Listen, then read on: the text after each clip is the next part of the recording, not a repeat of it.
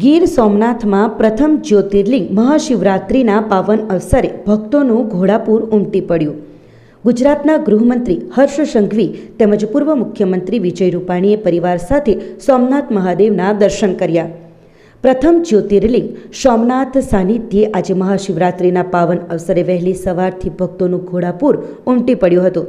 સમગ્ર મંદિર પરિસર હર હર મહાદેવ અને જય સોમનાથના નાદથી ગુંજી ઉઠ્યું હતું.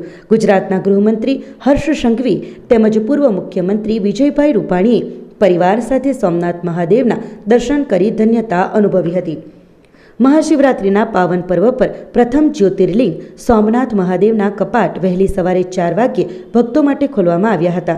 મંદિરના દ્વારો ખુલતાની સાથે જ ભક્તોનું ઘોડાપૂર સોમનાથ મહાદેવના મંદિરમાં ઉમટી પડ્યું હતું. સમગ્ર મંદિર પરિસર જય સોમનાથ હર હર મહાદેવના નાદથી ગુંજી ઉઠ્યું હતું. મહાદેવને પ્રાતઃ પૂજા કરી વિશ્વ કલ્યાણી પ્રાર્થના કરવામાં આવી હતી તેમજ વિશેષ શૃંગાર પણ કરવામાં આવ્યો હતો.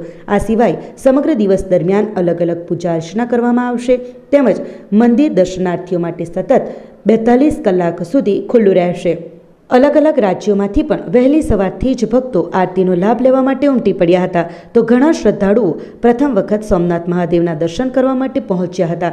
ત્યારે ખાસ મહાશિવરાત્રિના પાવન પર્વે દર્શન કરી ધન્યતા અનુભવી અને પોતાને નસીબદાર ગણાવતા ભક્તો જોવા મળ્યા હતા. આ સિવાય ગુજરાતના ગૃહમંત્રી હર્ષ સંઘવી તેમજ પૂર્વ મુખ્યમંત્રી વિજય રૂપાણી પણ સોમનાથ મહાદેવના દર્શન કરવા પહોંચ્યા હતા. ત્યારે વિજય રૂપાણીએ પરિવાર સાથે દાદાના દર્શન કરી વિશ્વ કલ્યાણી પ્રાર્થના કરી હતી. તો હર્ષ સંઘવીએ પણ રાજ્યના નાગરિકોની સુખાકારી માટે પ્રાર્થના કરી હતી.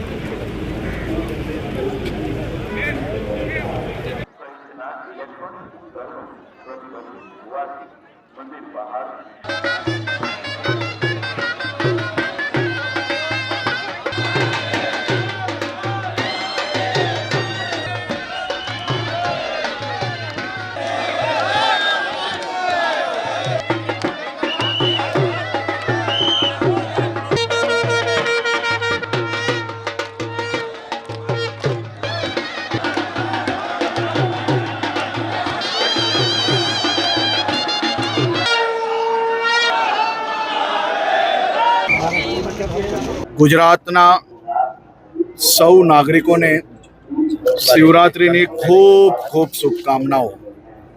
આજે સોમનાથ દાદાના દર્શન કરી રાજ્યના સૌ નાગરિકોની સુખાકારી શાંતિ સલામતી બની રહે તેવી પ્રાર્થના કરી પૂજા અર્ચના કરવાનો અવસર મળ્યો.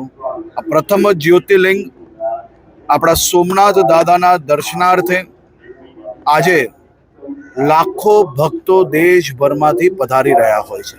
ત્યારે ખાસ કરીને આદરણીય મુખ્યમંત્રી શ્રીના માર્ગદર્શનમાં ગુજરાત એસટી દ્વારા વિવિધ સ્થળોથી વધારાની બસો મૂકવામાં આવી છે અને પહેલીવાર 3 દિવસનો શિવરાત્રિ મહોત્સવ સોમનાથ ખાતે ઉજવવામાં આવી રહ્યો છે. ખૂબ મોટી સંખ્યામાં ભારતીય લોકો આ ઉત્સવમાં જોડાઈ રહ્યા છે. દેશભરના અનેક કલાકારો આ ઉત્સવમાં ભાગ લઈ રહ્યા છે. સોમનાથ દાદાની અસીમ કૃપાથી રાજ્યનું ઉત્તરોત્તર પ્રગતિ થાય તેવી પૂજા અને અર્ચના કરવાનો આજે અવસર મળ્યો. શિવરાત્રિનો પવિત્ર દિવસ છે. આજે દેશભરમાં સનાતન ધર્મ અને એની ખૂબ કુંભને કારણે લોકોમાં ખૂબ ઉત્સાહ પણ છે. આપણી હિન્દુ ધર્મ પ્રાચીન સંસ્કૃતિ અને મહાશિવરાત્રિ પણ આ વખતે લોકો ખૂબ ઉત્સાહથી મનાવી રહ્યા છે, શ્રદ્ધાથી મનાવી રહ્યા છે. અને આપણે ત્યાં મહાશિવરાત્રિ એટલે ગુજરાતમાં સોમનાથમાં મહાપૂજા અને ભવનાથમાં જે આપણે રાત્રે ત્યાં સરઘસ નીકળે છે અને પછી દામોદર કુંડમાં સ્નાન થાય છે. આનું વર્ષોથી મહત્વ છે અને સાથે સાથે શિવરાત્રિની પરિક્રમા ગિરનારની એનું પણ બહુ મોટું મહત્ત્વ છે, એટલે એનો પણ ઉત્સાહપૂર્વક ઉજવણી કરવામાં આવી છે. કુંભને કારણે વાતાવરણ ખૂબ બન્યું છે, એટલે આજે પણ ખૂબ ભાવિકો શ્રદ્ધાળુઓ અહીંયા દર્શન કરવા આવ્યા છે. દર વખતે અમે લોકો પણ મહાશિવરાત્રિમાં ધજા ચડાવવા અને પૂજા કરવા માટે આવીએ છીએ. આજે ભગવાન શંકરની પૂજા કરીને, મહાદેવની પૂજા કરી અને બધાનું કલ્યાણ કરે અને ભારત વિકસિત રાષ્ટ્ર તરીકે આગળ વધે એવી પ્રાર્થના કરવાના છે. સ્પેશિયલી દર્શન કરવા માટે આવી છું.